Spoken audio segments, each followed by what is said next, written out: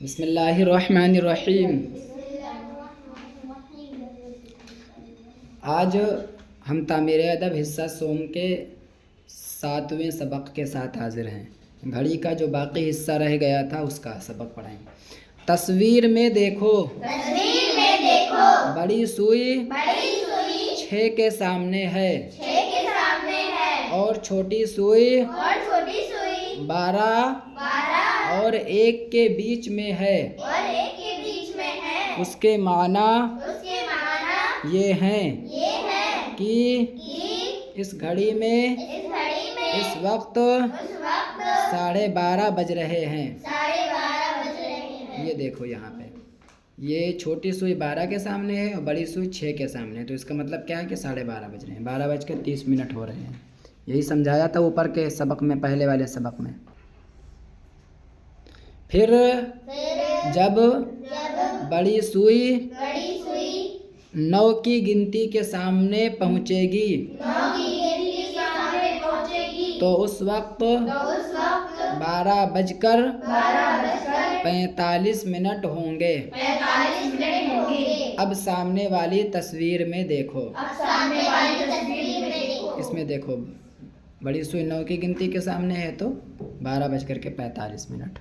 आगे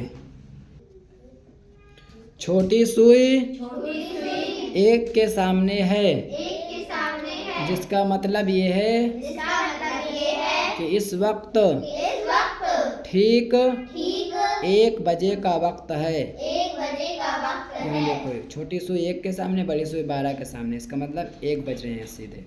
फिर बड़ी सुई 12 से चलकर फिर 12 के सामने पहुँचेगी तो उस वक्त छोटी सुई 2 के सामने रहेगी। देखो सामने तस्वीर, ये यहाँ से चली थी, ये 12वीं पूरी घूम करके यहाँ पहुँची तो ये 1 वाली जो छोटी सुई थी वो 12 के फिर 2 के सामने है, इसका मतलब 2 बज गए।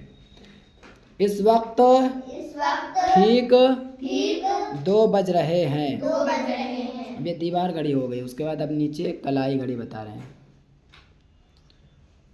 कलाई घड़ियों में 3 सुइयां होती हैं।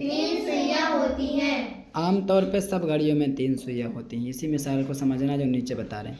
सबसे लंबी और पतली सुई सेकंड की होती है और सबसे मोटी और छोटी सुई घंटे की होती है और निचली सुई जो ना बहुत मोटी होती है ना बहुत पतली, वो मिनट वाली होती है।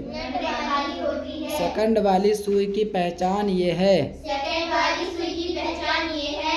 कि हरदम चलती हुई नजर आती है। अब कलाई की घड़ी की तस्वीर देखो। यह है कलाई की घड़ी।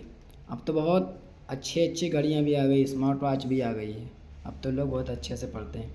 नीचे की तस्वीरें देख करके बताओ किस घड़ी में कौन सा वक्त है। तो इस घड़ी में 4:05 हो रहे हैं और इस घड़ी में 8:30 हो रहे हैं। ये आपका सबक हुआ मुकम्मल।